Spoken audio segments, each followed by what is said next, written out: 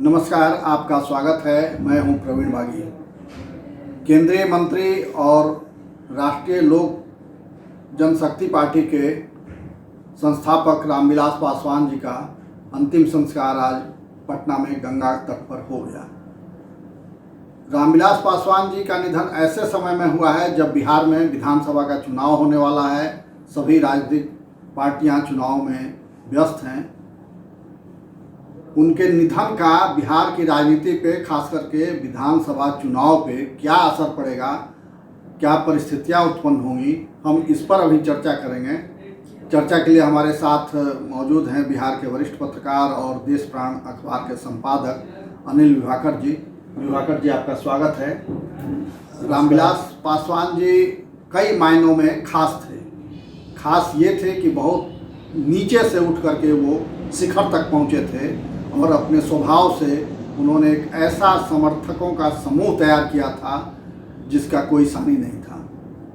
कभी वो किसी के खिलाफ कटु शब्दों का प्रयोग नहीं करते देखे गए, ना ही दल को किसी गठबंधन से अलग होते समय कोई कटुता पैदा की, न किसी गठबंधन में शामिल होने के बाद कटुता आपस में रही। तो ये उनका एक समन्वयकारी स्वभाव था और उनके समर्थकों में सभी वर्ग के लोग शामिल थे, चाहे वो दलित हों। दलितों के तो नेता कहे जाते थे, मगर ऊंची जातियों के लोग भी उन्हें बहुत प्यार करते थे। पिछड़े लोग भी उनके साथ थे, उनकी पार्टी में महत्वपूर्ण पदों पर थे और एक बड़ा समर्थक समूह उनके साथ था। आमतौर पर यह देखा जाता है कि दलित नेता ऊंची जातियों के खिलाफ कटु शब्दों का प्रयोग करते हैं। उनके खिलाफ उनके मन में एक तरह का गुस्सा, एक तरह का आक्रोश होता है, मगर रामविलास जी में ऐसा नहीं था। वो ऊंची जाति के लोगों को, जिन्हें सवर्ण जाति भी कहते हैं, सवर्ण जातियों के लोगों को भी बड़े प्यार से साथ अपने जोड़े रहे और अंत तक उनका यह रिश्ता कायम रहा। तो क्या उनकी मौत से बिहार में कोई सहानुभूति की लहर पैदा होगी चुनाव के मद्देनज़र? और अगर होगी तो उनके उत्तराधिकारी चिराग पासवान या उनकी पार्टी इस सहानुभूति लहर को कितना कैश करा पाएगी, हम इसी पर बात करेंगे। आपको क्या लगता है विभाकर जी कि क्या कोई सहानुभूति लहर इनके निधन से अभी पैदा होगी, ऐसा आपको दिखाई पड़ रहा है? सहानुभूति तो थोड़ी उसकी लहर होगी, लेकिन यहाँ पर जनसंख्या बहुत मायने रखती है जी।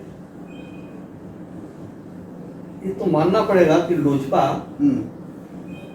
का जो जनाधार है वह दलितों के बीच है। वो सवर्णों की पार्टी या और लोगों की पार्टी नहीं थी, वो लोजपा दलितों की पार्टी है। बावजूद इसके, चूंकि रामविलास जी का स्वभाव समावेशी स्वभाव, तो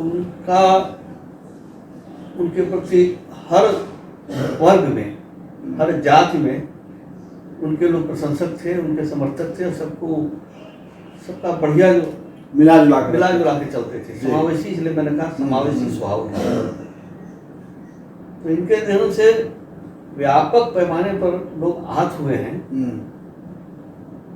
इसलिए सहानुभूति लहर तो चुनाव में होगी जी, लेकिन इसका आनुपातिक असर होगा। ऐसा नहीं मतलब जहाँ समर्थक ज्यादा है वहाँ ज्यादा असर होगा, वहाँ कम दिखेगा। हाँ, आनुपातिक असर होगा। मगर असर होगा जी। और इसका लाभ लोजपा को कुछ न कुछ जरूर मिले। उसका मत बढ़ेगा, उसकी सीटों की संख्या बढ़ेगी, ये लाभ लोजपा को मिलने जा रहा है। मगर ये इस पर भी तो डिपेंड करेगा कि कितना वो कैश करा पाते हैं, उनकी पार्टी या चिराग पासवान उस सहानुभूति के भाव को कितना कैश करा पाते हैं, उसको कितना वोट में तब्दील करा पाते हैं, इस पर भी तो डिपेंड करेगा। ये तो कैश सहानुभूति जब होती है तो वो कराने की जरूरत नहीं पड़ती है जी। जब सहानुभूति है तो कोई ऐसा करेगा तब सहानुभूति मिलेगी, ऐसा नहीं होता है। सहानुभूति जब है तो कैश कराने का प्रयास नहीं करना पड़ेगा, उसको भुनाने का प्रयास नहीं करना पड़ेगा जी। चुनाव मैदान में 147 लगभग जगहों पर लोजपा अपना प्रत्याशी उतारेगी, हाँ। जैसे कि घोषणा कर चुके हैं चिराग पासवान। और उसमें एक बड़ी बात यह है कि सारे प्रत्याशी जेडीयू के खिलाफ के खिलाफ होंगे। उसमें बीजेपी के खिलाफ भी कुछ होगा, कुछ आरजेडी के खिलाफ भी होगा, मगर उनके निशाने पर जेडीयू है, लोजपा के निशाने पर जेडीयू। तो इसका लाभ लोजपा को होगा और जेडीयू को कुछ नुकसान होगा। लेकिन बहुत बड़े पैमाने पर मुझको नहीं लगता कि सहानुभूति का असर होगा, बड़े पैमाने पर नहीं होने जा रहा है। नहीं, मगर अभी एक और नई बात सामने आई कि चिराग पासवान ने बीजेपी के अध्यक्ष जेपी नड्डा को एक पत्र लिखा था कि नाराजगी की वजह क्या है। तो उसमें ये बात सामने आई है कि नीतीश जी के साथ बात हुई थी कि उनकी पार्टी से मंत्री लिया जाए, क्योंकि पशुपति पारस जी मंत्री थे, फिर वो सांसद बन गए तो वो खाली हो गया, इस्तीफा देना पड़ा उन्हें। तब लोजपा की ओर से कोई मंत्री नहीं था बिहार सरकार में। तो नीतीश जी ने जवाब दिया था कि आपके परिवार का कोई होता तो उसको जरूर हम लोग शामिल कर लेते, मगर क्यों आप ब्राह्मण भूमिहार राजपूत को मंत्री बनाना चाहते हैं अपने कोटे से, क्या फायदा होगा। तो इसका एक नकारात्मक असर होगा जिन जातियों का नाम उन्होंने लिखा जो पत्र में सामने आया है चिराग पासवान के, तो वो जातियां भी नाराज हैं नीतीश से, उसका एक असर हो सकता है।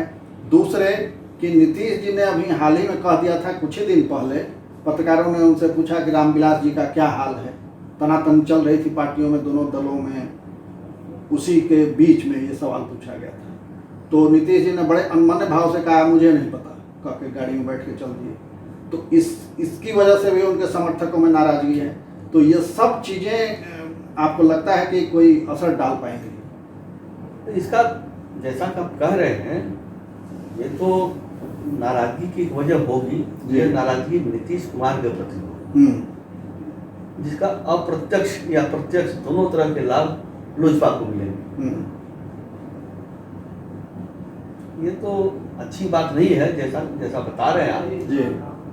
तो किसी जात का नाम लेकर के कहना कि आप इसको क्यों बनवाना चाहते हैं, तो हम या तो राजनीति कर रहे हैं, आप कोई घृणा की राजनीति कर रहे हैं। जो जिन जातियों के नाम गिनाए हैं तो उनसे आप परहेज कर रहे हैं।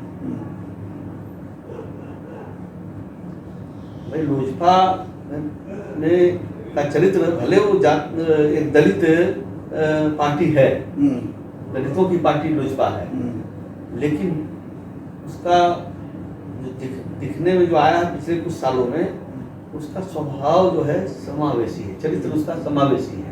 और दूसरी जातियों के लोग भी काफी संख्या में, इसलिए मैंने कहा समावेशी, चरित्र उसका समावेशी है। बिल्कुल। अमूमन दलितों की पार्टी में, जैसे मायावती की पार्टी में आप पाएंगे, ऐसा नहीं पाएंगे। बिल्कुल। लेकिन आप लोजपा में पाएंगे वो सबको लेके चल रहे हैं। भले खड़ा किया उन्होंने, अलग बात है कि एक जनाधार बनाया, अपनी जाति में जनाधार बनाया, अपने वर्ग में जनाधार बनाया और एक पार्टी खड़ी कर दी। लेकिन इसके बावजूद उनमें दुराव नहीं रहा, वो सब जाति के लोग को शामिल करके अपनी पार्टी में चल रहे थे। ये लोजपा का चरित्र ये है। तो ऐसी स्थिति में नाराजगी स्वाभाविक है, तो थोड़ा थोड़ा असर होगा, और बड़े पैमाने पर हमें नहीं लगता असर नहीं होगा।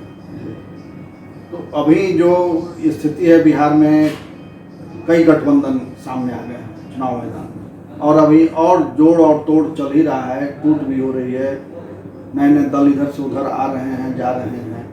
तो इन सब के बीच जीत हार का मार्जिन जो है, मुझे लगता है कि बहुत कम वोटों से होगा।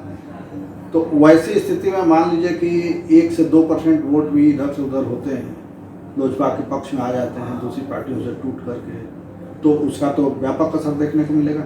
देखिए, बात यह है कि लोजपा 147 सीटों पर अपने उम्मीदवार उतारने जा रही है। जो भी कुछ होगा 147 सीट पर ही तो होगा। हाँ, 243 सीट है, उसमें 147 सीट पर ही तो होगा, और 147 के 147 सीट तो लोजपा जीतेगी, ऐसा नहीं होने वाला है। बिल्कुल। अभी इसका 2 विधायक हैं उसके 10 विधायक होंगे, 15 विधायक होंगे। लोजपा तो अलग होकर लड़ रही है, उसको लाभ ही लाभ है, उसको कोई नुकसान नहीं है।